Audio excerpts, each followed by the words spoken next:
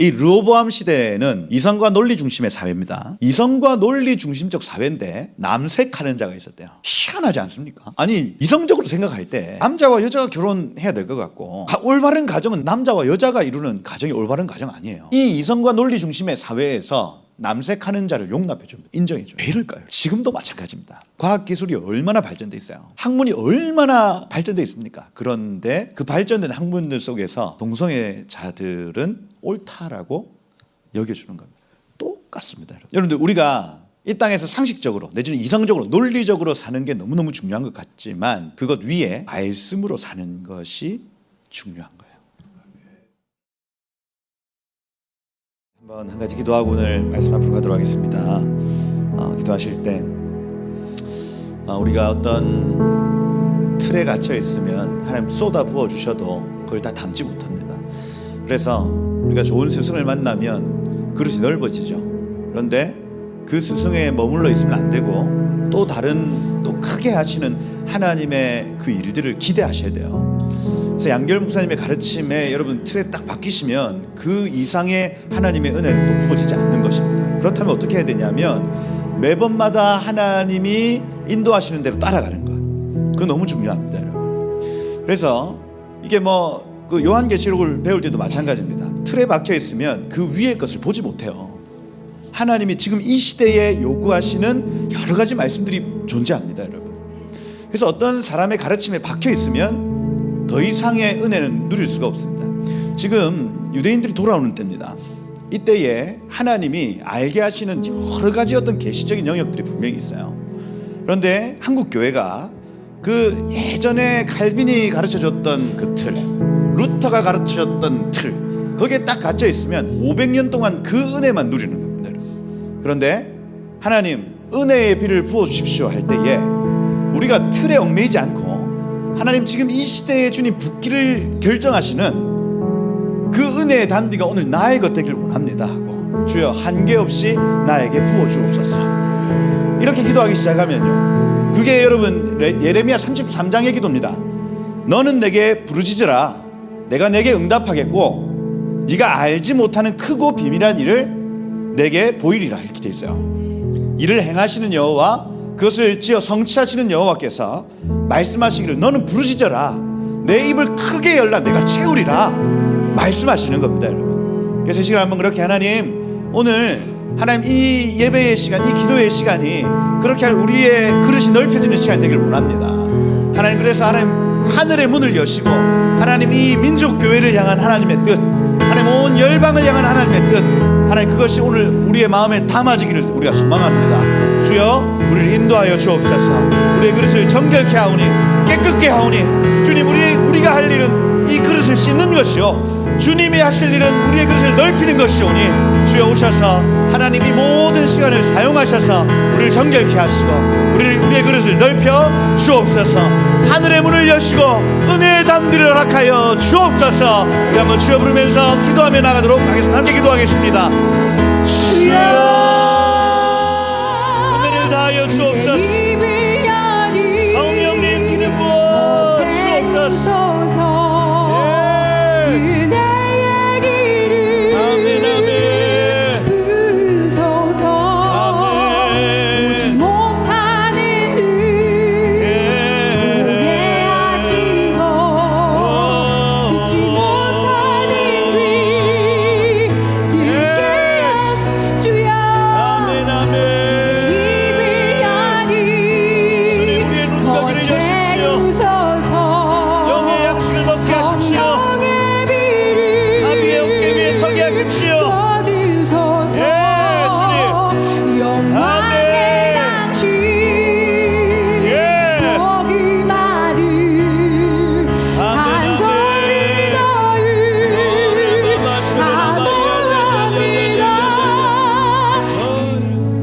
하나님, 오늘 이 아침에 우리의 눈가기를 여십시오. 그래서 우리가 주님을 한계짓지 않습니다. 하나님, 우리가 아비의 어깨 위에 섭니다. 여태까지 우리 아비와 스승의 모든 가르침 위에 성령의 단비를 부어주시고 주님, 그리하여 우리 그릇과 마음과 생각이 넓혀져서 하나님 하신 그 큰 일들을 함께 보며 기뻐하는 우리들 되게 하옵소서.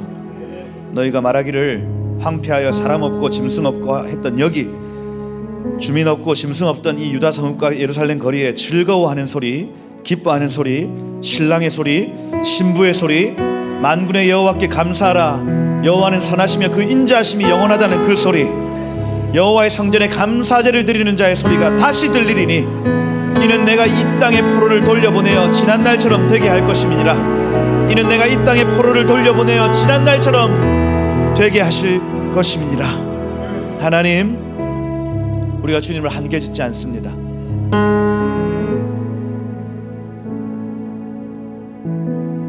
하나님, 이 민족의 살 길, 저 유대 백성들의 살 길, 우리는 주님 한계 짓지 않습니다. 말씀하여 주옵소서. 온 열방에 이루실 주님의 구속사, 주의 뜻대로 되길 소망합니다. 주님, 앞으로 한 발짝 전진하게 하십시오. 머물러 있지 않게 하십시오. 하나님, 이 아침에 주의 말씀 안에서 그것을 발견하게 하시고 이 민족이 살아가야 할 길, 하나님 온 열방의 주님의 경영을 보는 시간 되도록 역사하여 주옵소서. 그렇게 이 시간들을 채워나가실 주님을 기대합니다. 하늘의 문을 여시고 은혜의 비로 허락하여 주옵소서. 감사합니다. 예수 그리스도의 이름으로 기도드립니다. 아멘. 같이 말씀 보겠습니다. 하나님, 오늘 우리에게 주신 말씀 역대하 11장 말씀. 역대하를 히브리어로 하면 따발 하욤임 이렇게 표현합니다. 하욤 하면 그날이고 그 날들이라는 뜻이고, 따발을 하면 말씀, 사건이에요. 그래서 하나님의 말씀은 따발입니다. 이 하나님의 말씀은 반드시 사건이 이벤트가 되어집니다. 그걸 따바르라는 히브리어 단어에서 우리가 알 수가 있다. 하나님 말씀하시면 반드시 이루신다는 개념 자체가 따바르라는 단어 안에 있는 거예요, 여러분. 그래서 하나님이 성경 66권을 우리 가운데 허락하셔서 이 말씀대로 되게 하실 겁니다. 그게 따바르예요, 따바르. 말씀은 반드시 사건이 된다. 그래서 말씀이라는 단어와 사건이라는 이 뜻이 두 가지가 공존하는 단어가 바로 따바르라는 단어, 기억을 하셔야 돼요. 그리고 이 따바르가 하욤밈, 그래서 말씀이 사건이 되는 날들이겠죠. 그래서 말씀이 실제가 되어지고 말씀이 사건이 되어진 그날을 기록한 것이 바로 이 역대기다 할 수가 있어요. 그래서 가장 구약 시대에서 말씀이 사건이 된 가장 클라이막스가 언제냐 할 때 다윗 시대, 그리고 솔로몬 초기입니다. 그래서 지금도 유대인들은 이때를 가장 영광스러운 시간으로 생각하고 있어요. 다윗, 킹 데이비드 하면 굉장히 좀 영광스럽게 생각을 합니다. 왜냐하면 유대인들의 역사상 가장 찬란했던 시기요, 구약 역사상 가장 아름다웠던 시기가 이때였어요. 그럼 이때의 특징을 알면 우리가 이 땅에서 가장 영광스러운 나라가 어떻게 운영되는지를 알 수가 있습니다. 가장 큰 특징은 사울의 때는 묻지 아니하였으나 나의 때, 다윗의 때에는 물으리라. 그러니까 하나님께 묻는 나라잖아요. 그래서 가장 영광스러운 나라는 어떤 나라냐? 이 땅에서 우리 주님 다시 오시기 전까지 가장 영광스러운 나라의 특징은 하나님께 묻는 나라예요. 하나님께 묻는. 그래서 여러분들의 가정이 가장 영광스럽게 변할 수 있는 것도 하나님께 묻는 가정입니다. 하나님 어떻게 할까요? 저희 갈까요? 말까요? 이렇게 하는 거예요. 하나님께 묻는 나라. 여러분들의 인생 역시도 가장 영광스러운 시기는 언제냐면 하나님께 묻는 인생인 거예요. 여러분 20대 때, 30대 때는 못 물었지만 지금 묻고 계신다면 지금이 여러분들의 인생의 클라이막스입니다. 그죠? 가장 영광스러운 시간이라는 얘기예요. 생명수 교회의 가장 영광스러운 시기는 언제겠어요? 그 1990년도 개척할 때 그 불 땡기던 그때 막 아둘람 동굴 언제였을까요? 언제? 하나님께 묻는 시기겠죠. 그러면 아직까지 이 생명수 교회의 전성기는 오지 않았습니다. 아멘. 계속 전성기가 될 수 있다. 하나님께 묻기만 한다면. 이 역대기의 메시지가 쭉 이어집니다. 그래서 뒤에 이제 계속 왕들이 나타나는데 영광스러운 시기를 회복하는 왕들이 있는 반면 그 영광을 완전히 내어 던지고 사단에게 종노릇하는 시기, 나라가 있는 거예요. 그 원인은 한 가지입니다. 하나님께 묻느냐. 하나님께 묻느냐. 요거를 가시적으로 성전 제사의 회복으로 봐요.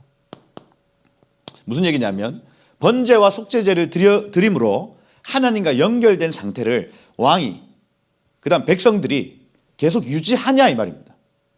그래서 영광스러운 시대의 특징이 성전 제사가 돌아가고 있는지 아닌지를 보면 알아요. 성전 제사에는 레위인들이 필요합니다. 레위인들은 11조를 먹고 사는 사람들이에요. 이 사람들은 본래 이스라엘의 장자들이 이 일을 해야 됩니다. 이게 토라 포션의 핵심이에요. 토라 포션에서 이스라엘의 모든 장자들은 다 내 거다. 그래가지고 각 집의 모든 첫째들은 다 성전에서 성막에서 그 봉사해야 돼.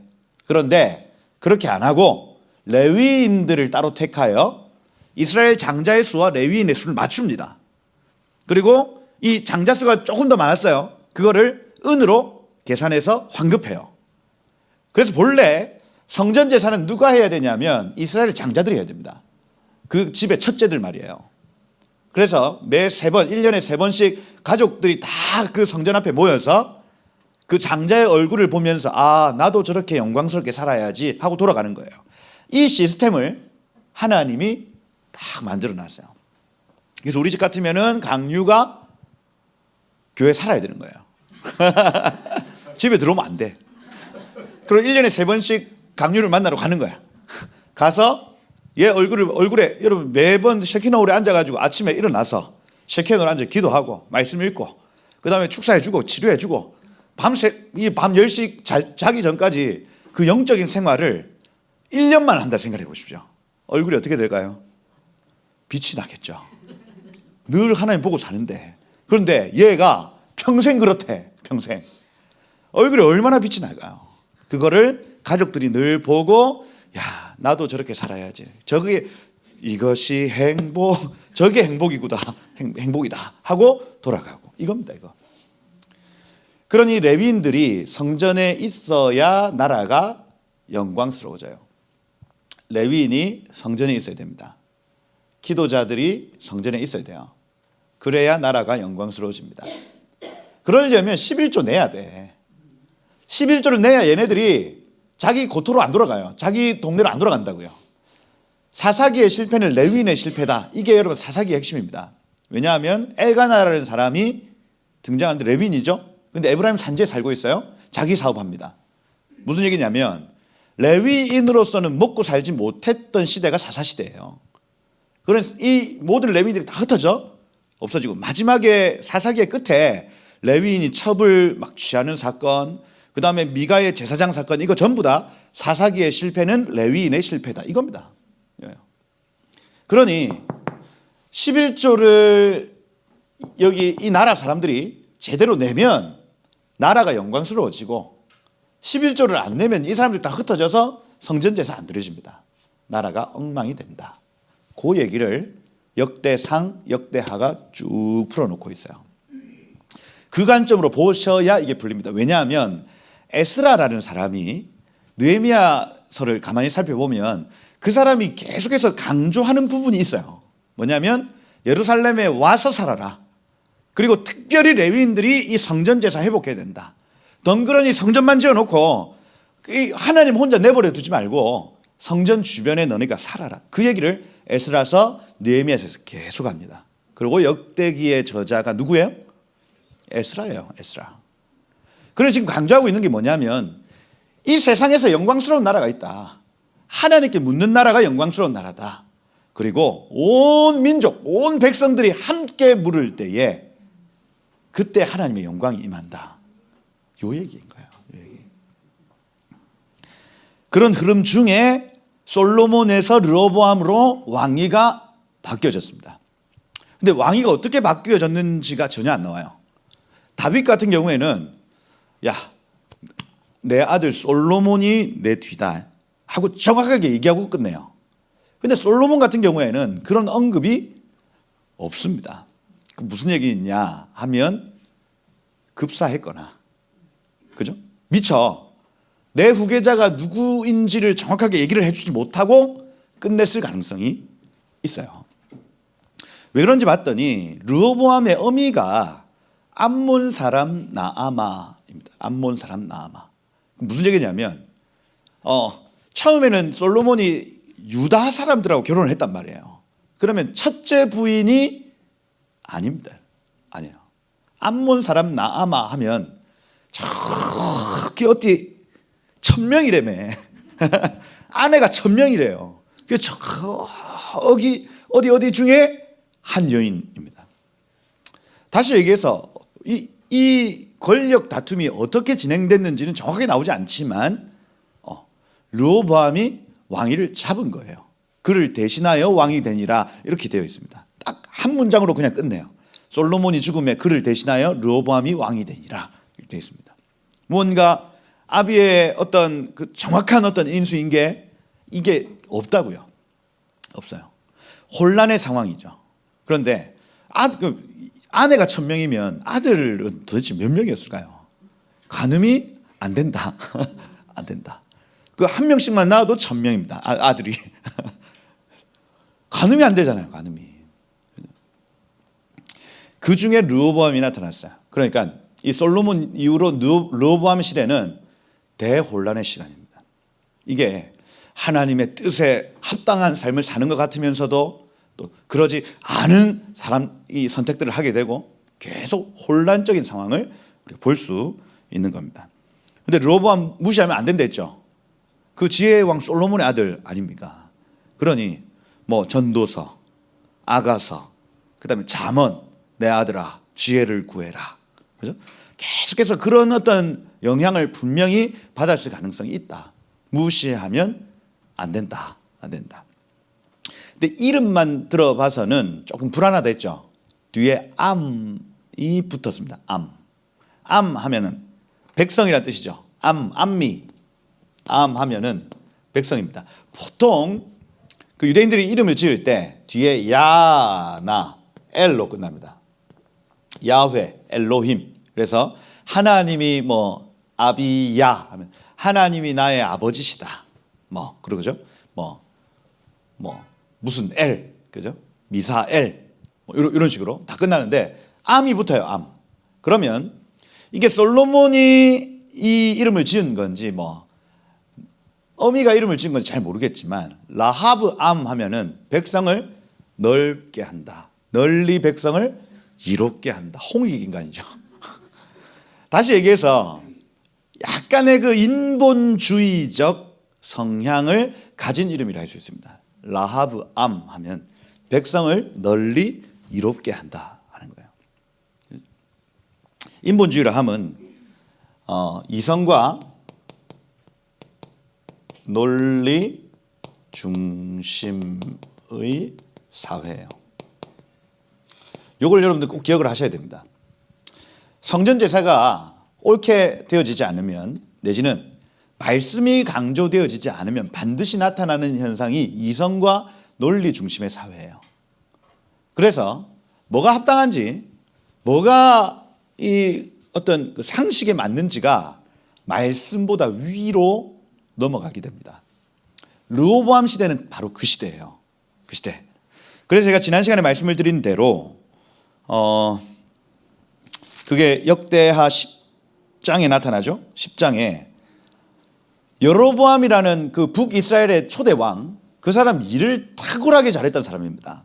얼마나 잘했냐면 솔로몬이 얘가 너무너무 일을 잘하니까 북이스라엘 전체의 관리를 맡겼어요. 근데 얘가 신실하게 성실하게 일을 잘하다 보니까 선지자가 한마디 한 겁니다. 앞으로 솔로몬 이후에 너한테 10지파를 너에게 주겠다고 하나님 말씀하신다고. 근데 그 소문이 쫙 퍼져요. 솔로몬이 그때 회개했어야 되는데, 그죠? 그 막 신전 제사 드리고 온갖 더러운 신들한테 다 제사 드릴 때 하나님이 두세 번 솔로몬한테 막 얘기한 다음에 안 들으니까 여로보암 나라 주겠다고 했습니다. 그 소문이 쫙 퍼졌어요. 솔로몬이 그때 회개하고 하나님 저 잘못했습니다.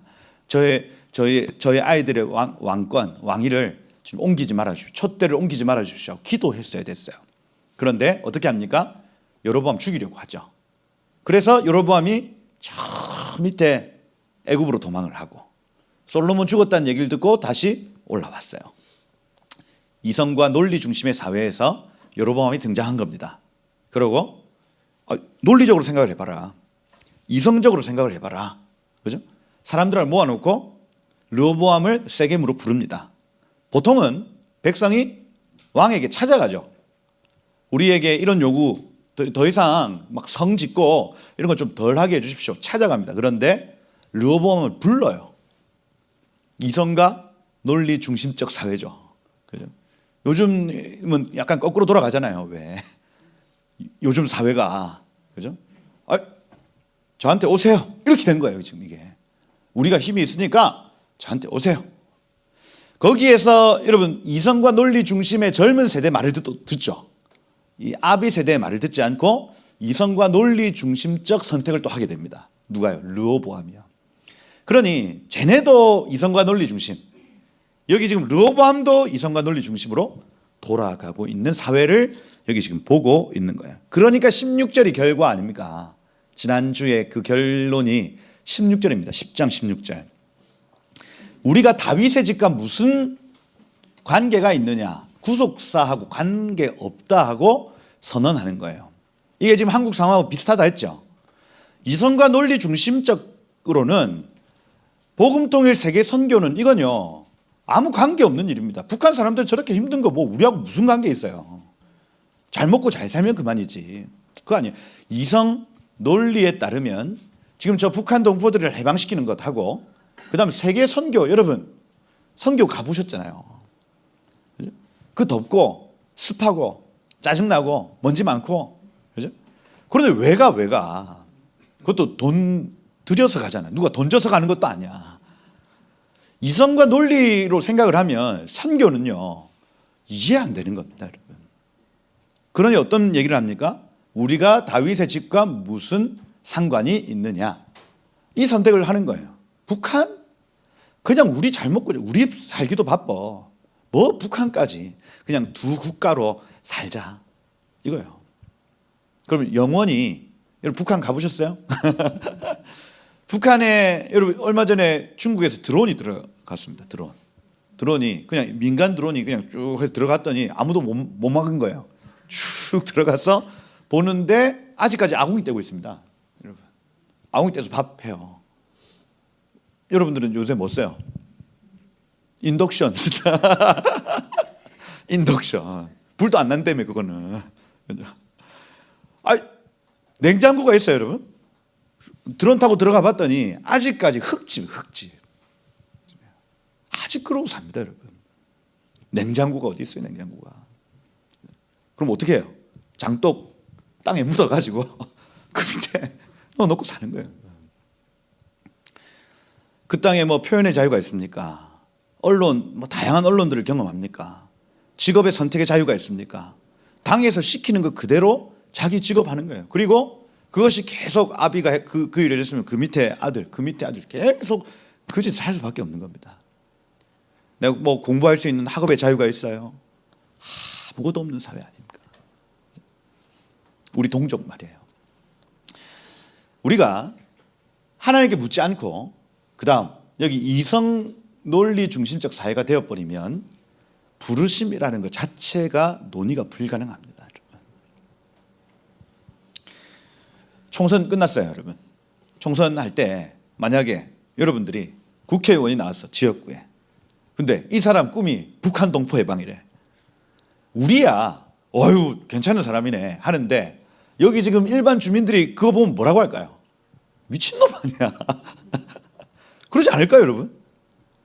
아니 우리 구를 위해서 일을 해야 될 사람이 무슨 북한 얘기를 하고 있어 지금, 이렇게 될 거란 말이에요. 그러면 비례대표들 나왔어요. 비례대표들. 거기에 북한 동포 해방 나왔습니다. 미친놈 아니야. 할까요? 우리나라 경제가 지금 이렇게 어려운데 무슨 얘기를 하고 있어.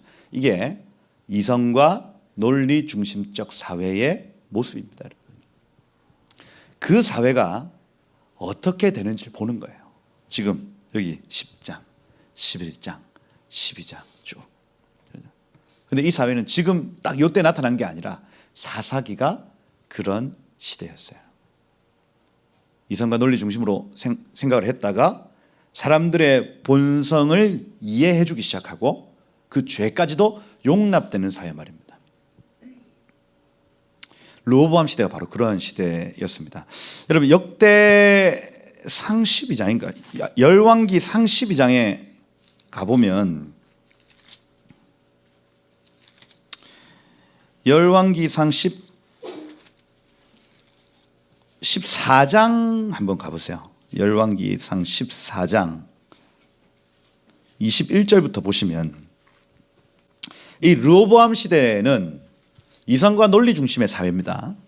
그랬더니 24절 보세요. 14장 24절 보시면 그 땅에 또 남색하는 자가 있었고 이렇게 됐죠. 남색하는 자가 있었고 이스라엘 자손 앞에서 쫓아내신 이 가나안 거민들의 모든 가증한 일을 본받아 행하였더라 이렇게 되어 있습니다. 이성과 논리 중심적 사회인데 남색하는 자가 있었대요. 희한하지 않습니까? 아니 이성적으로 생각할 때 남자와 여자가 결혼해야 될 것 같고, 그죠? 올바른 가정은 남자와 여자가 이루는 가정이 올바른 가정 아니에요. 이성적으로 논리적으로 생각할 때. 그런데 이 이성과 논리 중심의 사회에서 남색하는 자를 용납해 줍니다. 인정해 줘요. 왜 이럴까요, 여러분? 왜 이럴까요? 그러니까 지금도 마찬가지입니다. 과학기술이 얼마나 발전돼 있어요.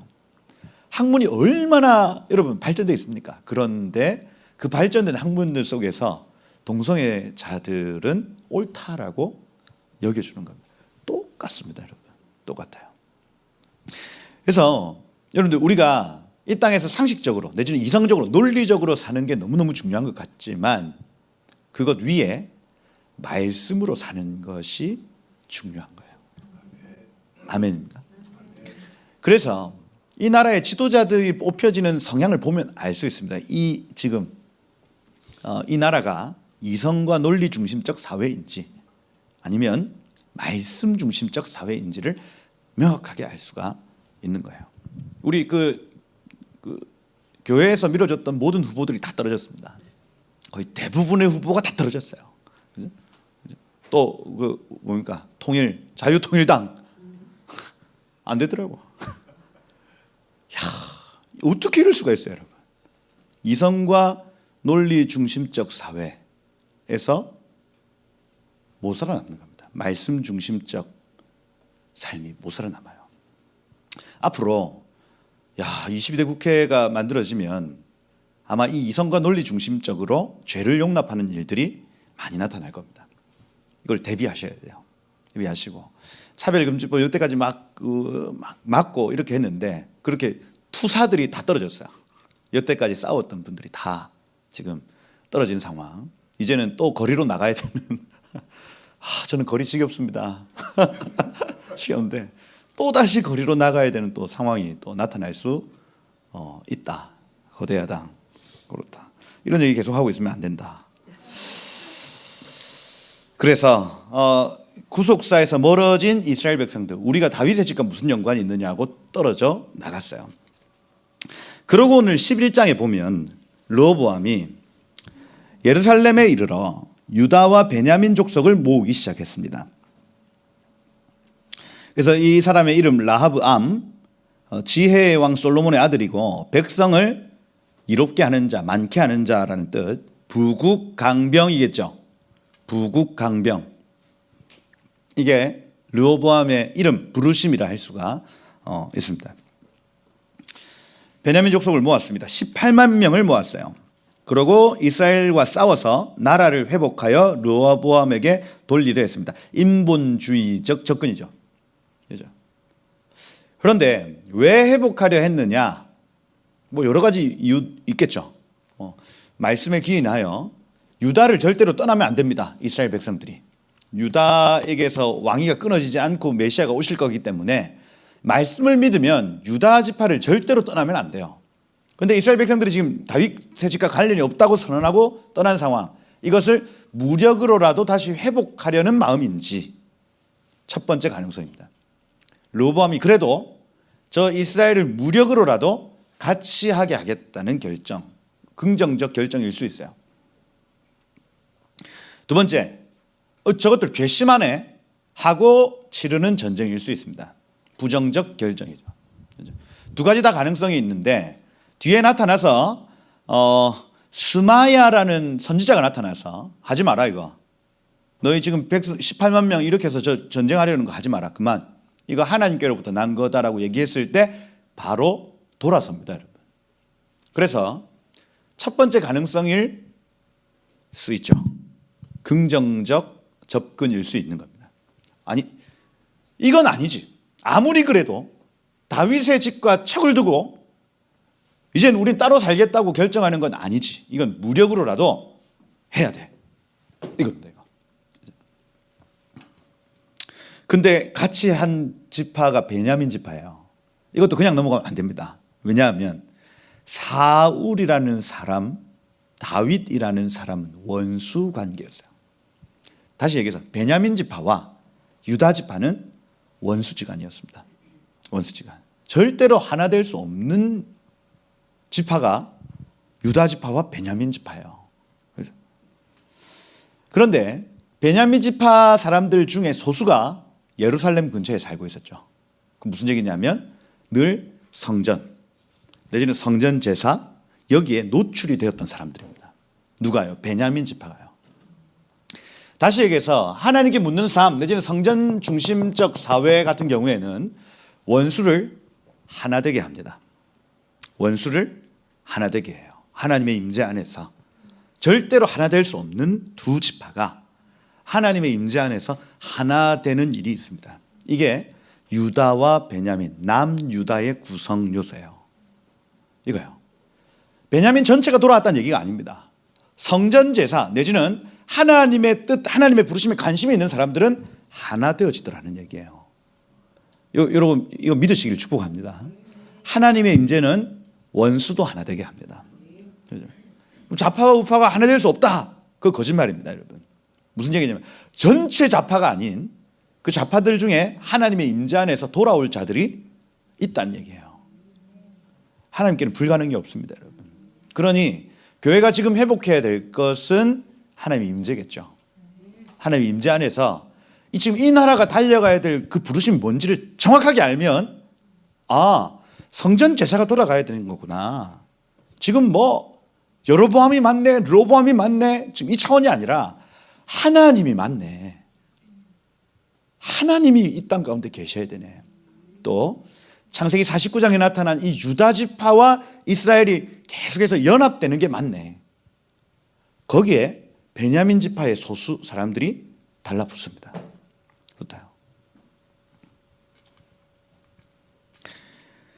그리고 여기 스마야, 쉐마야거든요. 야훼 여호와께서 들으신다라는 것. 솔로몬의 아들 르호보암과 유다 베냐민 속한 이스라엘 무리에게 말하여 이르기를 너희는 올라가지 마라.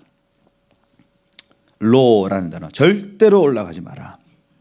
너희 형제와 싸우지 마라.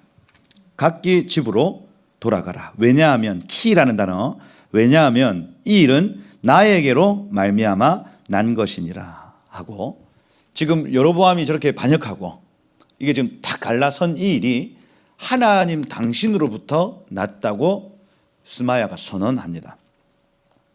그러니까 어떻게 합니까? 그들이 여호와의 말씀을 듣고 쉐마하죠. 그 다음에 돌아가고 치러 가려 했던 길에서 되돌아왔더라. 여러분 이길 수 있죠. 이거 이길 수 있는 싸움이거든요. 그런데 이게 지금 하나님께로부터 났다 하고 음성을 딱 듣는 순간 그대로 돌이킵니다. 그죠? 하나님 말씀에 순종을 하였다. 그리고 5절부터 이 사람이 뭘 하냐면 성읍들을 건축하기 시작하는데 베들레헴, 에담, 드고와, 벳술, 소고, 아둘람, 가드, 마레사, 십, 아도라임, 라기스, 아세가, 소라, 아얄론, 헤브론 이렇게 해서 이스라엘의 여기가 이제 남유다 지역이거든요. 그래서 여기 이렇게 이런 식으로 쭉 둘러서 성벽을 쌓고 성읍을 쌓기 시작을 합니다. 그래서 철통 방어선을 구축하기 시작해요. 아이언돔 말이에요. 아이언돔. 그래서 그 어떤 누구도 침략하지 못할 방어선을 여기다 쫙 구축하기 시작을 하는 거예요. 그게 이제 여기 10절까지 11절에 보면 방비하는 성읍들 철통 방어선이에요. 이게 더욱 견고하게 하고 지휘관들 나기드거든요. 폭로하는 자들 그 가운데 두고 양식, 기름, 포도주 저축하고 모든 성읍의 창 방패 매우 강하게 했다. 유다 베냐민이 여로보암과 함께 하였더라. 이렇게 되어 있습니다. 그래서 여러분 이 르호보암의 3년은요 하나님과 동행하는 3년입니다. 여기 뒤에 쭉 보시면 하나님 말씀대로 해요. 막 치러 가려고 했던 거 잠시 멈추고 또 뭔가 저 사람들이 지금 우리에게서 떨어져 나간다. 이거는 무력을 해서라도 이건 감당해야 되겠다. 이런 결정들 한단 말이에요. 그러니까 여기 13절에 온 이스라엘의 제사장 레위 사람들이 모든 지방으로부터 르호보암에게로 돌아옵니다. 이 왜 중요하냐? 여로보암이 이 3년 동안 견디질 못해요. 왜냐하면 성전이 예루살렘에 있으니까 북이스라엘 사람들이 계속해서 예배를 드리러 예루살렘으로 가는 겁니다. 백성들이. 그래서 그 가는 행렬이 적은 소수면은 상관없어요. 그런데 막 대규모 행렬이 3년 동안 계속해서 이어지는 거예요. 거기서 은혜 받고 돌아온 애들 표정이 달라. 그래서 1년에 3번씩 남자들이 북이스라엘 남자들이 쭉 내려가가지고 은혜 받고 오는 거예요. 이거 여러분이 왕 같으면 가만둡니까 안 됩니까? 나 말고 다른 놈한테 은혜 받고 와. 가만 못 있지. 이거는 막아야 된다. 그죠? 그렇게 해서 어떻게 합니까? 단, 베델에 금송아지 세우고, 그리고 본래 7째 달 초막절 있잖아요. 왜? 첫째 날 나팔절, 대속제일, 초막절 그 절기를 8째 달로 바꿉니다.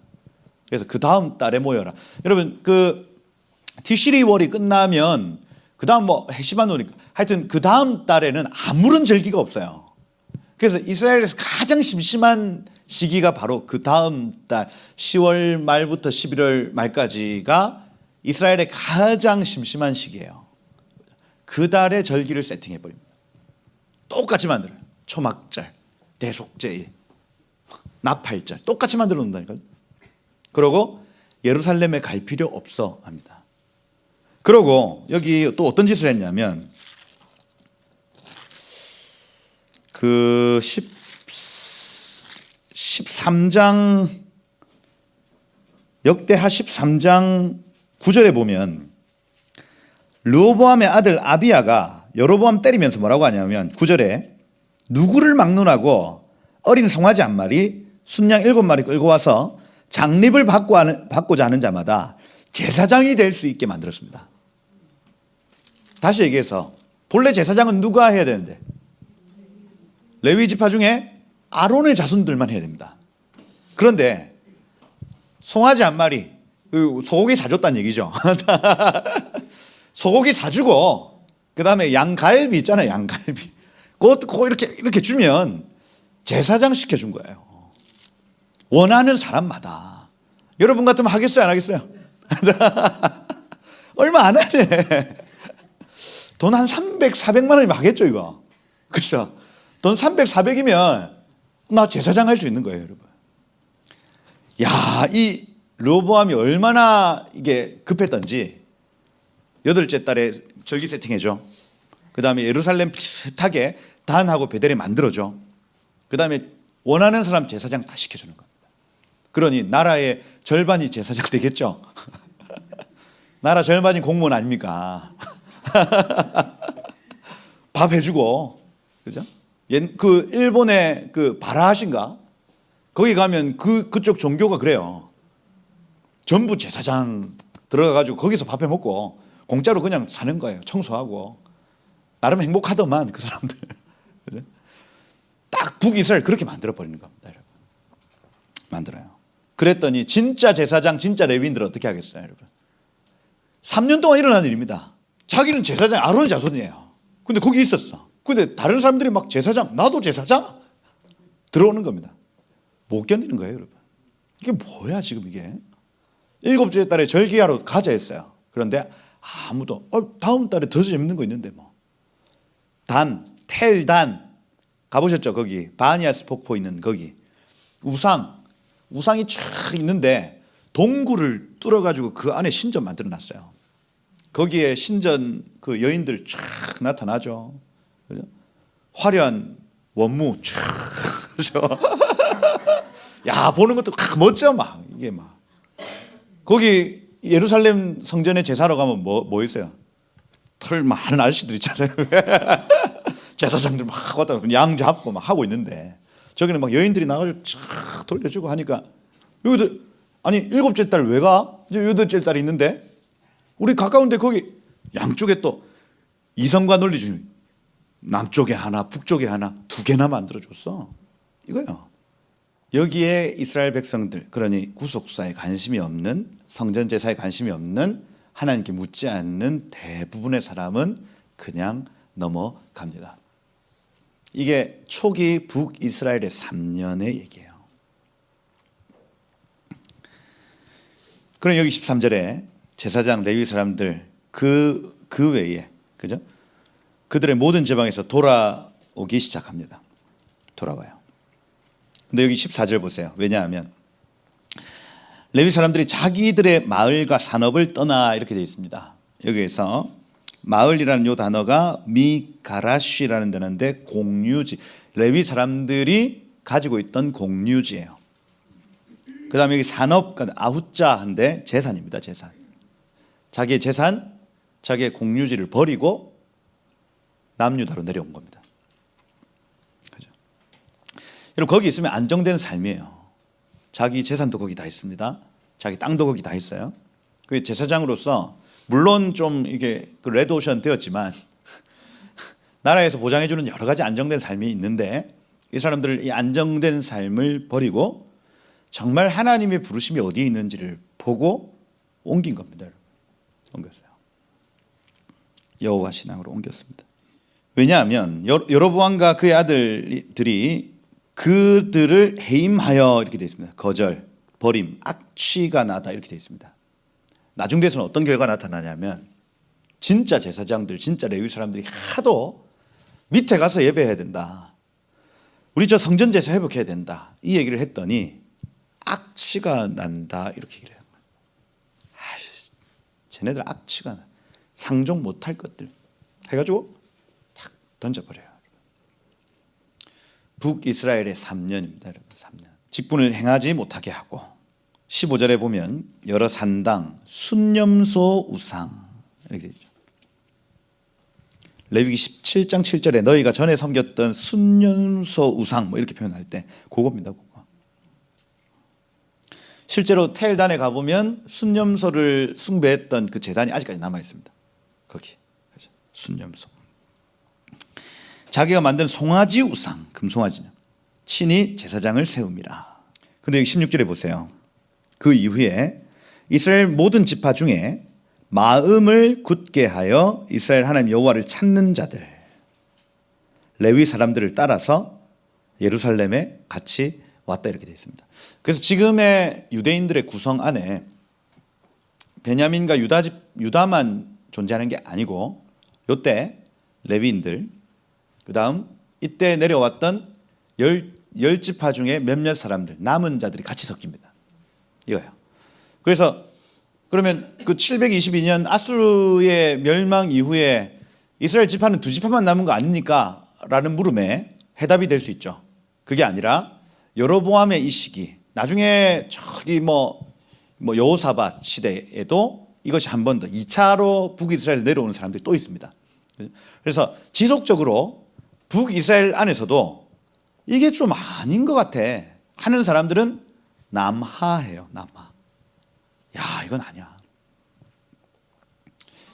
우리나라도 마찬가지죠. 우리나라도 북한이 맞다 해가지고 막 찬양을 했던 사람들 중에도 야, 이건 수소 같다.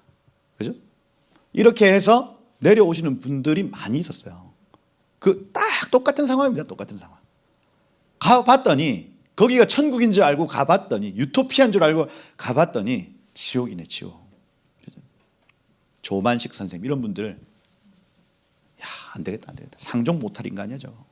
내려오는 거예요. 르호보암과 여로보암의 시대 그렇습니다. 그래요. 하나님이 오늘 지금 이 말씀을 주실 때에 기독해 하시는 건 뭐냐면 지금 이 나라의 어떤 그 부르심 안에 지금은 저기에 심취해 있지만 거기에 지금 빠져 있어요. 뭔가 사회주의나 그죠? 빠져가지고 어떻게든 이 땅에서 막 자기들의 유토피아를 건설하고자 하는 사람들 중에 식상하여 내지는 실증을 내고 돌아올 자들이 있는 거예요. 이게 기도가 되더라니까요, 여러분. 그리고 그 사람들이 나중에 남유다와 이렇게 하나 되는 것처럼 그 남은 자를 구성합니다. 그리고 때마다 이 사람들의 활약이 나타나요. 전향자 말, 전향자. 전향한 사람들. 기도하실 수 있겠습니까? 지금 막 선거가 진 것 같아요. 막 이제는 나라가 망할 것 같아요. 그런데 하나님 이 기도를 시키는데 전향자가 나타나요. 그 사람들은 남유다와 하나 됩니다. 그런데 이 사람들의 특징이 뭐냐면 마음을 굳게 하여 이렇게 되어 있습니다. 나탄 에트 레브 이렇게 되어 있습니다. 나탄하면 주다라는 뜻이고 에트 레브 하면 마음을 들인 자들 이렇게 되어 있어요. 다시 얘기해서 이성과 논리 가지고 판단하는 사람들이 아니라 자기의 마음이 계속 동한 겁니다. 마음이 여기에 있는 게 불편해. 북이스라엘에 있는 게 너무너무 불편해지는 거예요. 사회주의 운동 같이 하는 사람들은 앉아 있는데 마음이 불편해. 이 사람들이 일어나는 겁니다. 쿰 하는 일어나. 나에 대해서 못 있겠어요. 뭐예요 이 남색하는 사람들. 이 뭡니까 이게? 하고 돌아가는. 그리고 바카시 에트 야훼 엘로힘 이스라엘 이렇게 됩니다. 바카시 하면 자주 찾다라는 뜻입니다. 그래서 야훼 엘로힘을 계속해서 바카시 찾는 자들이에요. 갈급한 사람들입니다. 여러분 하나님을 언제 찾으세요 여러분들은? 매일 찾습니까? 힘들면 찾잖아 힘들면. 그죠? 야, 인생이 힘들면 하나님을 찾도록 돼 있어요. 그 막 굳이 막 시키는 오래 안 온다 하더라도 누우면 생각나요 여러분. 딱 잠자리에 딱 누우면 아이고 주님 나 좀 살려주세요. 아버지 개입해 주세요. 만져주세요. 제발 좀 역사해 주세요. 이게 하다가 하잖아. 예, 저만 그렇습니까? 하나님을 찾는 자들이에요. 그들의 마음을 하나님께 드린 자들이랍니다. 이건요 북이스라엘에 3년 동안 힘들었던 사람들이에요. 거기에서 치이고 그죠? 막 어려움을 겪고 그래서 이성과 논리로는 여기 있어야 될 것 같은데 내 마음이 더 이상 이들과 함께 할 수 없어 하고 전향하는 사람들이 나타나는 겁니다. 그래서 그 약간 그쪽에서 힘들어하시는 분들이 중보하면 되겠죠. 힘들어하시는 분들 지금 기도하면 이 사람들 마음 안에 다윗의 집에 내가 연결되어야 되겠다. 내지는 내가 이 부르심에 이 나라의 민족적 부르심에 연결되어야 되겠다 하고 오는 사람들이 있을 겁니다. 아마. 그게 여러분 북한 동포 해방과 세계 선교예요. 북한 동포 해방과 세계 선교. 거기 중점으로 해서 이 나라의 여러 가지 일들이 준비돼야 되는데 지금. 그래서 지금 코리안 에이전시라고 그 이스라엘의 그 알리아에서 키부츠 이렇게 짓는 그거를 북한에 이제 지으려고 준비하는 그룹들이 또 있습니다. 그래서 북한 문이 열리면 거기 가서 마을을 세팅하는 거예요. 마을 세팅해서 뭐 건축하고 그다음 학교 이런 것도 다 짓고 그다음에 직업 교육까지 딱 해주는 어떤 시스템을 지금 이스라엘에서 지금 가져오려고 하거든요. 그래서 이런 준비들 말이에요. 이런 어떤 그 좀 약간 디테일한 준비들이 지금 되어져야 되는 상황인 거예요. 근데 이게 여러분 북한 홀로코스트 그것도 민간에서 그거를 막 돈을 모으려고 해보니까 안 되더라고요. 이게 막 어디 그 대기업 회장님이 붙지 않은 이상 안 되더라고. 뭐 기껏 해봤자 우리가 여러분 헌금 얼마예요? 100만 원, 700만 원, 1000만 원 요 정도 선이지. 근데 그 제가 이제 박정희 기념관 관장님 만나가지고 그분이 이렇게 조감도를 주는데 와 멋있어요. 그래가지고 이거 그럼 얼마에 지을 수 있냐 하니까 1800억인가 예? 1800억이요. 그 조감도를 받고 우리가 접었습니다. 이건 안 돼. 이거는 민간에서 이건 못한다 하고 이제 근데 여러분 정부에서 이 일이 나서면 일이 좀 쉬워집니다. 일단 정부가 가지고 있는 땅, 정부가 가지고 있는 예산을 펑펑 쓰더만 이게 야 나라 돈은요 가져가는 분이 임자더라고요. 그래서 56억을 아예 돈으로 생각도 안 해. 통일부 그다음 국회의원들이 56억 돈으로 생각을 안 하는 거예요. 우리는 56억 여러분 56억 만져봤어요 56억? 야 나라 돈이 그렇더라니까요 여러분. 나라가 이 일을 준비해야 되는데 그 많은 예산을 가지고 사실 막 다른 짓을 막 하는데 나라가 이 일을 준비해야 됩니다. 북한의 문이 열리면 어떻게 이것들이 움직여지고 그래서 이 전향자들이 지금 일어나야 되는 시간이다. 기도가 됩니다 여러분. 17절에 보면 그러므로 3년 동안 그들이 유다 나라를 도와 이렇게 돼 있어요. 실제로 그 남유다가 가장 어려운 시기 아닙니까 지금. 그때에 위에서 전향한 사람들이 그들을 도왔대요. 그것 때문에 솔로몬의 아들 르호보암이 강성하여졌답니다. 지금 키가 거기에 있어요 여러분. 전향자들이 3년 동안 도왔다 하는 겁니다. 그래서 제가 윤 대통령 임기가 3년 남았어요. 그래서 제가 지금 이 기도가 확실하구나. 오늘부터 우리가 기도에 들어갑니다. 전향자들이 이 나라를 강성하게 할 겁니다. 이는 왜냐하면 강성하여졌으니 왜냐하면 무리가 3년 동안 다윗과 솔로몬의 길로 행하였음이더라 이렇게 돼 있어요. 그 이유를 명확하게 밝힌다. 그 사람들이 3년만 또 3년 지나서는 또 딴 길 갔대.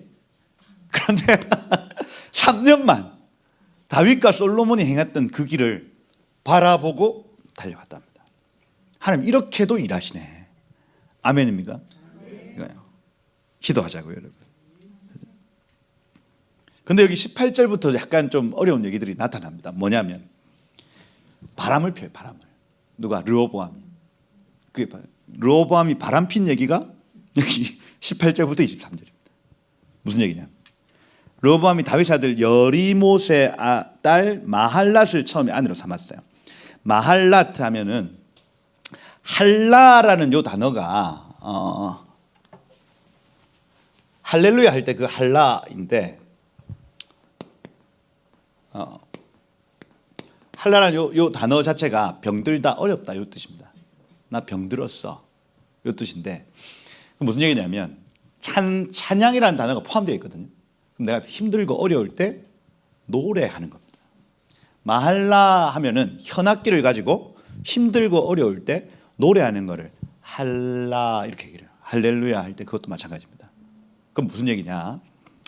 이스라엘 백성들의 노래는 여러분 이스라엘 전통 노래는요 현악기를 막 두드리는데 우리처럼 막 그 아르페지오로 딴딴딴딴딴딴딴딴딴딴딴 슬프잖아. 이거 들어봐도 슬프잖아 이게. 근데 이스라엘은 그렇게 안 합니다. 쿵짝쿵짝쿵짝쿵짝쿵짝쿵짝 장장장장장장 이렇게 한다고요. 근데 그 노래 내용은 슬퍼요. 그래서 슬픔을 기쁨으로 바꾸실 주님을 기억하면서 쿵짝쿵짝쿵짝쿵짝쿵짝쿵짝 하는 겁니다. 이게 그게 이스라엘의 현악의 특징입니다. 좀 비트가 있고 근데 노래 가사들을 가만히 들어보면 슬퍼요. 우리나라 트로트도 약간 단조인데 약간 마이너 코드를 쓰는데 막 빨리 하거든요. 이게 이제 그런 겁니다. 마이너 코드를 쓰면서 비트는 빠르게 하고, 이게 나의 마음은 슬프지만 나의 슬픔을 기쁨으로 바꾸실 주님을 내 신뢰한다는 표현들인 겁니다. 그게 마할라트예요. 마할라트. 내 병들고 여비고 연약한데 현악기로 노래한다는 이름이 마할라트예요. 네. 그러면 이 여인은 예배자죠. 처음 결혼한 이 여인이 예배자입니다, 여러분. 그리고 그 출생을 쭉 살펴봤더니 이세의 아들 엘리압의 딸 아비하일의 소생이다, 이렇게 되어 있습니다. 다윗 집안이에요. 다윗 집안. 그가 아들들 낳았는데 여호와 우스 하면은 여호와께서 도와주신다라는 뜻. 쉐마야 스마랴 하면 샤마르야 이거든요. 그래서 여호와께서 샤마를 지켜주신다는 뜻. 그래서 뒤에 야가 계속 붙지 않습니까? 이거는 믿음 안에서 낳은 아들들인 거예요. 근데 셋째 이름이 좀 그래요. 사함이에요. 사함. 이 자함인데 자함은 실증나다, 역겹다라는 뜻입니다. 갑자기 셋째가 나왔어요. 그런데 애 이름이 역겹다. 역겹다. 이건 뭔가 큰 사고가 있었습니다. 셋째가 나올 때쯤에 바람 폈다는 얘기입니다. 바람 폈어요. 그래서 임신이 됐어. 임신되고 한 10개월 이렇게 그 애가 임신이 돼 있는 상황 중에 남편이 다른 여자, 그러니까 이름을, 이 남편이 이름도 안 지어주는 거예요. 이름을 짓는데 역겹다 이렇게 지었어요. 그 20절에 나오죠. 그가 압살롬의 딸 마아가에게 장가들었더니 이렇게 됐습니다. 장가들었다. 마아가라는 이 단어 자체가 압박하다, 누르다, 찌그러뜨리다 이런 말입니다. 마아가. 그래서 이 여인은 이 약간 정치적 알력이 있는 여인이에요. 제가 볼 때. 그러고 못 살게 굴어. 누구를? 마할라트, 예배자를. 그러니 이 여인이 딱 등장하자마자 마할라트가 얼마나 속이 상했는지, 그죠? 애 이름을 역겨운 놈 이렇게 하는 거예요. 역겨운 놈. 자기 남편을 봐도 속이 상한데 이 새로 들어온 이 여인이 압박해, 찌그러 눌려뜨려. 이런 이름입니다. 이런 이름. 용납이 됩니까? 안 되죠. 이 예배자가 앙심을 품었어요. 이 여인이 막 저주 안 했겠어. 저주. 네 나라 잘 된지, 네 사업 잘 된지 봐라. 네 사업 쫄딱 망하니 돌아올 거다니. 이때부터 가세가 기울기 시작합니다. 근데 이 출신을 보니까 압살롬의 딸이에요. 압살롬의 딸. 그러니 압살롬, 그죠? 아버지의 어떤 일찍 죽음 이런 것들. 압살롬이 일찍 죽잖아요. 그러니 상처에 사실은 그 딸 아인 겁니다. 그러니 얼마나 여러분 치열하게 살았겠어요. 이 마아가라는 이 여인 말이에요. 우리 여기 주변에도 왜 자기가 이 자리를 다 차지해야 되는 사람들이 있잖아요. 이게 내 위에 누가 있으면 안 돼. 또 옆에 막 치고 올라오는 사람이 있으면 안 돼. 그 왜 그러냐면 상처 때문에 그렇습니다. 상처 때문에. 이게 이해가 돼. 이게 보세요. 압살롬의 딸이래. 그냥 이해가 되잖아요, 여러분. 이게. 근데 그게 해결이 안 나는 겁니다.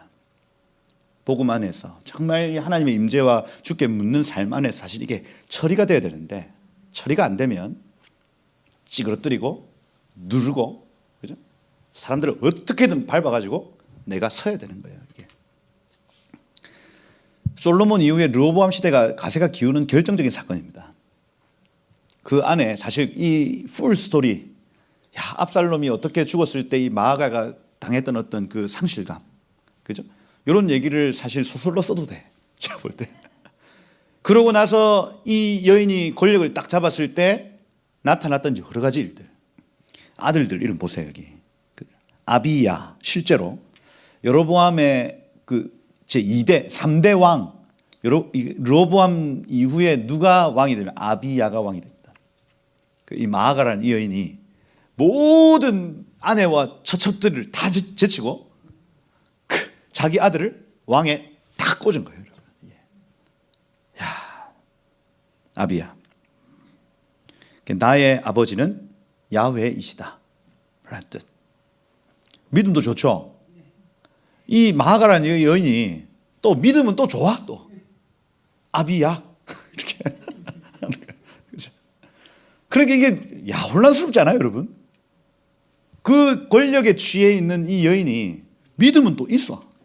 아비야. 그 다음 아떼라는 요 단어 알맞은 대답이라는 뜻입니다. 아나, 테 이러면 알맞은 대답이에요. 그 다음에 지즈, 시사라는 단어는 풍부하다, 충만하다라는 단어. 그 다음 슬로미트 하면은 평화롭다라는 단어입니다. 다시 얘기해서 그 이후에 막힘이 있다 없다? 없다. 마아가가 무슨 막 재앙을 당하고 이런 일이 아니고 이걸 확 이겨내서 평정했다는 얘기를 아들들의 이름을 통해서 알 수가 있더라는 겁니다. 여기 21절에 보면 르호보암이 아내 18명, 첩 60명을 거느리 아들 28명, 딸 60명을 낳았다. 근데 압살롬의 딸 마아가를 모든 첩들보다 더 사랑하게 되었다. 그리고 르호보암이 마아가의 아들 아비야를 후계자로 세웠다. 형제들 가운데 지도자라는 요 단어가 나기드라는 단어, 폭로하는 자입니다. 이스라엘의 왕은 나가드예요. 폭로하는 사람입니다. 하늘에 있는 것을 폭로해야만 되는 사람인데 여기 지금 르호보암, 아비야 쉽지 않아요, 여러분. 쉽지 않습니다. 세우고자 했다. 23절에 보면 르호보암이 지혜롭게 행했다. 빈이라는 단어. 그래서 통찰력이 있어서 그의 모든 아들들을 유다에 흩어 살게 했다. 이렇게 되어 있습니다. 머리가 좋았다는 얘기죠. 나이가 딱 드니까 아들들은 많고 이거 분명히 우리가 처음에 그 솔로몬 왕 때부터 시작했던 그 왕권 다툼 딱 있었던 걸 기억하고 얘가 역사를 공부하고 미리 흩어버렸습니다.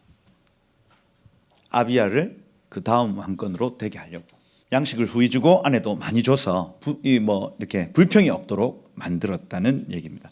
여러분 마태복음 1장에 나타난 족보와 그리고 그 누가복음 3장에 나타나는 족보에서 딱 틀어지는 구간이 다윗 왕 이후에 솔로몬과 나단으로 나뉩니다.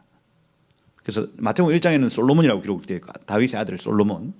근데 여기 누가복음 3장에는 다윗의 아들을 나단으로 표시를 해요. 이걸 이제 솔로몬이다. 자연스럽게 이제 사람들은 그렇게 해석을 하지만 이때부터 족보가 다르게 적히는 거예요. 다르게. 그리고 언제 다시 합쳐지냐면 쭉쭉쭉 갔다 스알디엘이라는 사람에게서 다시 합쳐집니다. 그리고 스룹바벨이 낳은 다음에 또 갈라져요. 희한하지 않습니까? 근데 이게 성전 제1성전의 회복과 동시에 이게 나눠져서 제2성전이 회복될 때 다시 붙어요. 그리고 회복되자마자 또 나뉩니다. 그리고 나중에 요셉 예수님께 다시 붙는 족보가 되는 거예요. 그래서 이 이후로부터 나타나는 이 여러 가지 왕권의 알력 다툼 가운데 인본주의, 이성과 논리 중심적 사회에 개입이 있었다는 얘기죠. 무슨 얘기냐면 이 족보는 여러 견해가 있을 수 있습니다. 여러 견해가 있다는 얘기입니다. 이성과 논리 중심적으로 갈라져요. 그렇죠? 갈라진다. 그래서 여자의 족보라고 할 때에 나중 되면 이걸 어떻게 분간이 잘 안 됩니다. 여자의 족보가 이렇게 쭉 아담, 셋 이렇게 쭉 이어져야 되는데 마태가 기록한 족보와 누가가 기록한 족보가 달라요. 왜 그렇습니까? 이성과 논리 중심적 사회 안에서 개입이 있다는 것을 말하고 있는 겁니다. 그런데 결국 예수님 오십니까? 안 오십니까? 오시죠. 결국 주님의 뜻이 이루어지더라니까요. 그러면 우리가 이 땅에서 이 이성과 논리 중심적 사회 안에서 이거를 어떻게든 말씀 중심적으로 바꾸는 노력을 우리가 하지만은, 그죠? 저들이 득세한다고 해서 끝이 아니란 얘기입니다. 하나님이 결국에는 메시아를 오게 하시는 거예요. 이게. 그래서 이때부터 르호보암이 기울기 시작하더라. 이렇게 끝나면 약간 우울하게 끝나는 느낌인데. 그죠? 아내를 많이 구하여 주었더라. 이렇게 되어 있더라 하는 겁니다. 있더라. 시간이 왜 이렇게 됐어요? 오늘 12장까지 하려고 했는데. 알겠습니다. 여러분, 총선 이후에 제가 계속 이제 말씀을 보면서 좀 기도 계속 하고 있습니다. 지금 이 나라 저는 그래요. 하나님 기회를 계속 주시는데 그 기회 때마다 국민들의 선택이 계속 잘못 돌아갑니다. 그게 2대 국회의원 선거 제가 말씀을 드렸잖아요. 1950년 5월 26일인가 6.25 전쟁 일어나기 한 달 전에 2대 국회의원 총선을 했어요. 그때 기독교 입국론을 주장했던 당이 망합니다. 망해요. 전체 의석에서 12개를 가져와요. 그러니 나머지는 전부 민주당, 지금 민주당의 전신, 거기가 압승을 합니다. 그게 6.25 전쟁 한 달 전의 일이었어요. 하나님 이 나라를 세우실 때 예수교 나라에 대한 비전을 주셨단 말이에요.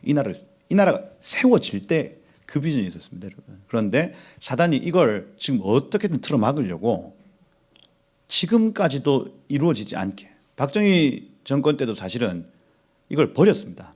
기독교 입국론만 빼고 나머지 이승만 정권의 여러 가지 정책들을 계승했습니다. 기독교 입국이 딱 거기에서 기독교만 딱 뺀 거예요. 근데 오늘날 정치계도 마찬가지입니다. 오늘날의 국민의힘이라고 얘기를 하고 지금 우리가 막 어떻게든 막 밀어주려고 하는 그 팀들조차도 거기에서 기독교라는 이름을 뺍니다. 빼요. 안 해주는 겁니다. 그게 지금까지 이어지고 있는 거예요. 지금까지. 그래서 그러면 개인이라도 그 국회의원들이 되는 그 개인이라도 신앙에 제대로 서서 개인적으로라도 싸워야 되는데 그럴 사람이 지금 없는 겁니다, 여러분. 한 달 후에 6.25 전쟁 통해서 완전히 갈아엎습니다, 여러분. 완전히 새것되게 하겠다. 그래서 신사참배 문제, 그 다음에 그 남북한의 어떤 이념적 대립 이런 것들이 그 전쟁을 통해서 한 번에 처리가 돼요. 신사참배 회개하지 않았던 사람들이 그때 다 회개합니다. 그리고 이 좌파, 이 나라의 사회주의를 실현하고자 하는 사람들이 거의 진멸당해요. 6.25 전쟁을 통해서 그렇습니다. 하나님 없고 새 나라 되게 하시겠다고 딱 시작한 거예요.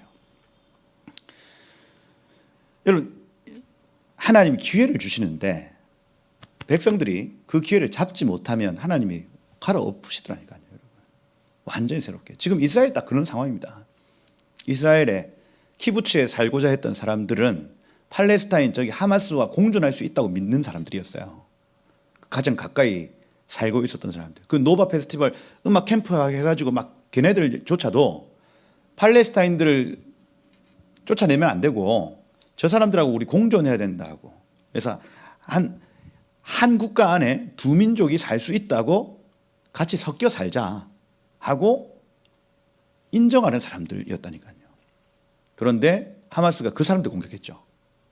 그러면서 이스라엘 분위기가 어떻게 되는지 아십니까? 아예 이제는 공존할 수 없다는 분위기로 바뀌었어요. 우리는 공존할 수 없습니다. 그래서 우리가 안전하려면 저 사람들을 다른 곳으로 보내야 됩니다. 이게 지금 이스라엘 여론의 핵심입니다. 그러면서 아예 섞여 살고자 하는 사람들의 얘기가 10% 이하대로 줄어버렸어요. 분위기가 완전히 바뀐 겁니다. 저는 이 나라 안에, 대한민국 안에 지금 분위기, 이 평화주의자들, 그죠? 우리는 북한과 함께 살 수 있어, 저 북한 정권과 같이 공존할 수 있어, 이런 분위기가 지금 쫙 팽배하고 있어요. 우리나라 증권, 뭐 시장과 이런 걸 위해서라도 우리는 평화를 얘기를 해야 돼.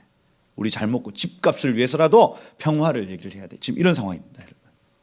분위기 역전이 안 돼요. 이번에 사실 그걸 확인한 겁니다. 그러면 하나님이 하실 수 있는 일은 많지 않아요. 엎으시는 겁니다. 엎으시는 거예요. 그 절체절명의 순간에 지금 우리가 있는 겁니다. 이게. 그래, 한편으로는 막 불안한 마음 막 있고. 근데 오늘 이 말씀 보니까 기도의 끈을 하나 잡은 겁니다. 그렇구나. 하나님 그 3년 동안 이 전향자들을 통해서 나라를 강성하게 하시는 경우도 있구나. 기도해야 되겠구나. 근데 오늘 아침에 뉴스를 봤는데 윤석열 대통령이 누구더라? 그 국무총리를 누구로 한다? 박영선을 국무총리로 한대요. 처음에 그 뉴스를 딱 보자마자 무슨 얼척이 없는 얘기냐. 근데 말씀을 봤어요. 말씀을 보니까 전향자가 있대. 그래서 이렇게 하시려나? 모르겠어요. 아직까지 모르겠는데 기도해보는 겁니다. 기도해보는 거예요. 그래서 우리가 하나님께 묻고, 그죠? 이 나라를 정말 하나님 나라로 세워나가는 과정에서 우리가 기도하면 될 것 같아요, 여러분들. 그래서 여러분들 기도하시고, 그죠? 로보암 시대 정말 이성과 논리 중심적 사회였지만 그때마다 선지자들이 일어나서 지금 이것이 하나님 뜻입니다, 이것이 하나님 뜻입니다 할 때에 그것을 수용하는 왕, 그것대로 나라가 강성하여지는 것을 보는 시대 아닙니까? 기회가 우리한테 있습니다, 여러분. 그래서 기도하시고 정말 나라를 위해서 중보하고, 그죠? 여러분들의 기도대로 하나님이 일하실 줄 믿습니다. 한번 기도하겠습니다. 윤 대통령 북한 정권 해방 얘기한 지 한 달 조금 더 지났어요. 3월 1일 기념사, 3월 31일 부활절 연합예배. 위정자의 말은 그냥 나오지 않습니다. 하나님 때라는 것이고, 북한 정권이 무너질 때가 가까웠는데 지금 2016년도 박근혜 탄핵 사건과 흡사합니다. 10월 1일 국군의 날에 그 북한 정권 해방에 대한 선언, 그리고 10월 31일 박근혜 탄핵 전국 시작, 똑같습니다. 지금은 그 국가를 위해서 기도해야 될 때고, 이것이 우리나라 잘 되고자 하는, 우리가 잘 되고자 하는 기도가 아니에요. 북한 동포들을 해방하고자 하는 기도입니다. 이건요 천국적 기도입니다. 나 잘 되고자 하는 이 이기적 기도가 아니라니까요. 저 사람들 구원코자 하는 기도인 거예요. 하나님 이거 들으십니다. 그래서 이 시간 한번 이렇게 하나님 오늘 나라를 위해서 기도하오니 주님 이 나라를 주님이 받으시고, 하나님 특별히 무너져 있는 모든 말씀 중심적 사회가 회복되는 것 주님 보게 하시고, 한국 교회 안에 하나님 말씀으로 회복되어지는 은혜 이 기간 동안 있게 하시며, 하나님 저 북한 또 이 북쪽으로 마음이 치우친 자들이 실증을 느끼고 좌절을 느끼고 전향하는 자들을 좀 일으켜 주시고, 그들을 통하여 하나님 이 3년 동안 은혜가, 하나님의 은혜가 그들을 통하여 들어오는 것 좀 보게 하옵소서 하고, 주여 하나님 이 기도를 들으시고 일하여 주옵소서, 신실하게 일하여 주옵소서. 한번 주여 부르고 기도하고 마치도록 하겠습니다. 함께 기도하겠습니다. 주여, 로보암 시대가 망했던 이유, 그러나 그때마다 시마다 선지자들을 보내시고 그의 발걸음 인도하셨던 하나님을 믿습니다. 위태롭고 불안하고 하나님 혼란스러운 시간이지만 하나님께 바짝 붙은 바 되어 하나님 그 길을 가길 소망하오니, 하나님 이 나라를 하나님 촛대를 옮기지 마시고 하나님 끝까지 우리를 붙들어 주시고, 하나님 지금 여러 가지 인본주의적, 이성과 논리 중심적, 쾌락 중심적 사회가 하나님 선지자들이 깨어있음을 통하여 하나님 일어나게 하시고 깨어나게 하시고 각성하게 하시고, 주님 그래서 하나님의 나라 다시 한번 주님께 쓰임받고 온 열방까지 복음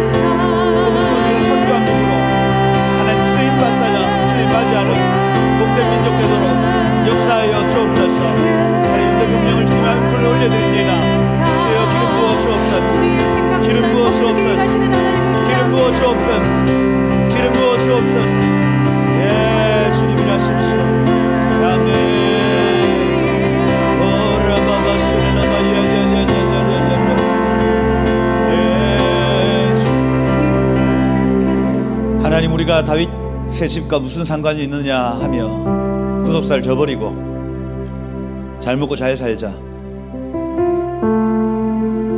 각자 집이나 돌보라 외치고 돌아섰던 그 북이스라엘 백성들의 가오를 우리 범치 않게 하시고, 하나님, 우린 다윗의 집과 연결되어 있습니다. 아멘. 우린 예수님과 연결되어 있습니다. 저 북한 동포들이 해방되어 온 열방의 선교사를 일어날 것을 우리 기대합니다. 하나님, 주님 오실 길을 예비하는 이 민족 끝까지 쓰임받는 민족 될 것을 우리 기대합니다. 주님, 우리 포기하지 않을 것입니다.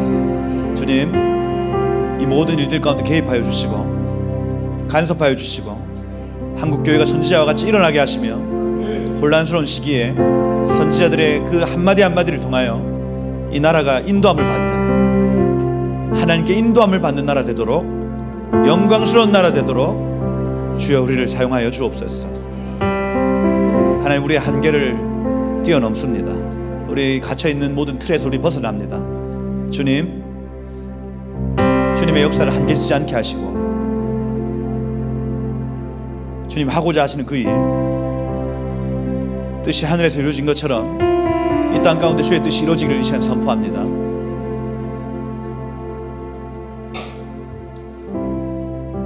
주님 뜻대로 하십시오.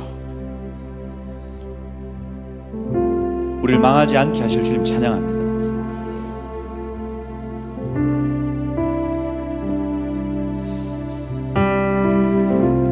하나님, 그래서 이 3년이 로보암의 3년이 되게 하시고 이 나라의 다음 세대가 그렇게 준비되어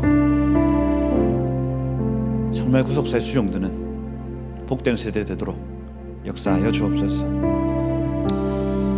그렇게 이 혼란의 시기를 붙들어 주시고 인도하실 주님을 찬양합니다. 주님, 모든 영광을 주님만 받아 주옵소서. 감사합니다. 예수 그리스도의 이름으로 기도드립니다. 아멘.